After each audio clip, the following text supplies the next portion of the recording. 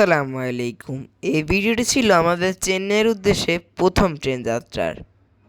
আমি এখানে ভিডিও করছিলাম, আর আমাদের বাংলাদেশে গাড়িতে যতটুকু ধোঁয়া হয় তার থেকে এখানে অনেক কম ধোঁয়া, আর এখানে হর্নের শব্দটাও অনেক কম। এটা আমার ভালো লেগেছিল। এখানে আমি ট্রেন স্টেশনে এসে বসেছিলাম, আমার সাথে ছিল আমার আব্বু। ট্রেনটা লেট হওয়ার কারণে আমরা একটু বেশি সময় বসে থাকতে হয়েছিল। এটা হয়, তো চলেন ট্রেনের জন্য অপেক্ষা করা যাক।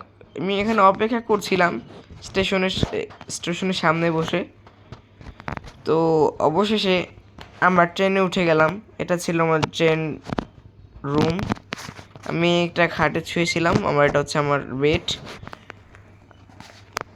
পরে যদিও আরও একটা বেড আছে, তবু আমি এটাই শুয়েছিলাম, উপরে। আর বাকি দুইটা বেড ছিল হচ্ছে নিচে, আব্বুর আর আম্মুরটার।